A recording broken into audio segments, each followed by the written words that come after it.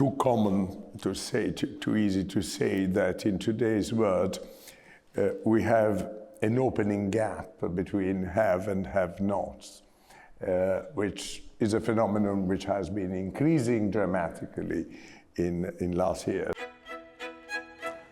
Hello and welcome to Roman Nights. On Thursday, May the 4th, the EWTN Vatican Bureau put on its latest edition of Roman Nights, held at the headquarters of the Order of Malta in Italy, the Casa dei Cavalieri di Rodi. And our goal really is to bridge a little bit that gap that sometimes the Tiber is, the church with the world here in this city, in this very vital, vivid city where we can experience also all the problems that we see around the globe.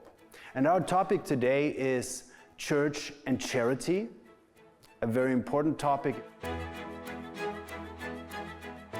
Roman Nights is a series of gatherings created for the purpose of bringing people from different backgrounds together to reflect on topics pertaining to the life of faith in today's world.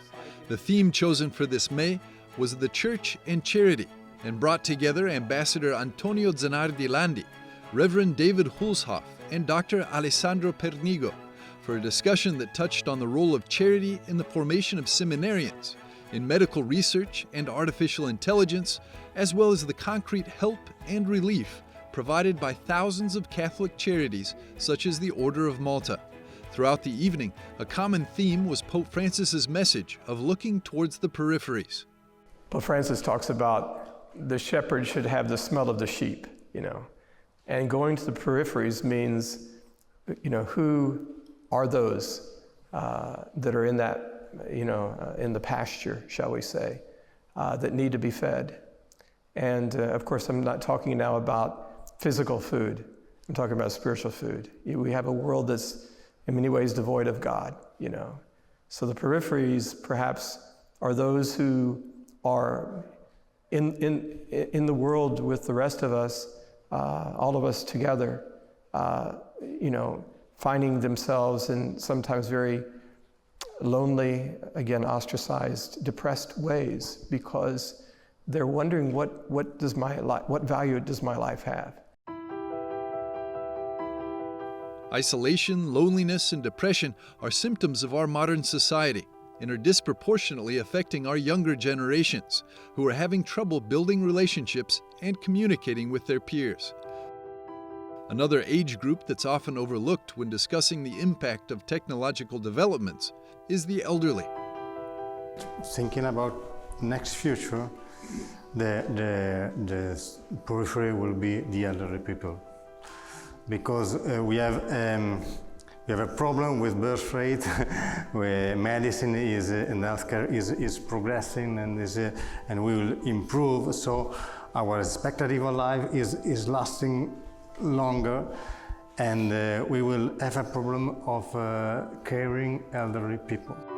Artificial intelligence and the role of digital technology and its increasing impact on just about every aspect of daily life was a constant thread throughout the evening.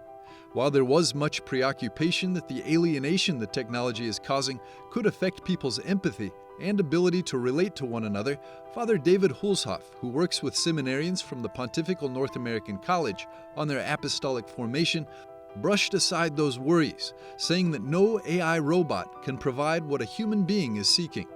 What our men find in their conversations is that these students desire that personal relationship.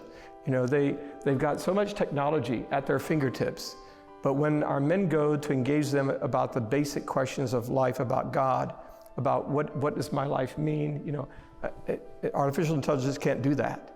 Can't have those personal conversations, can't move in and out of those nuances of what they're actually trying to tell me here.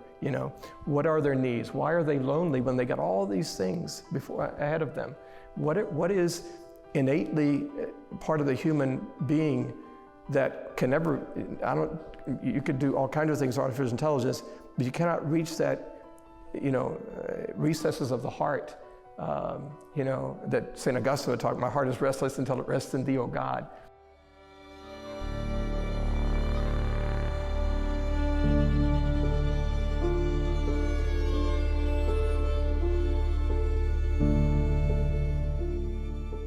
My heart is restless until it rests in Thee.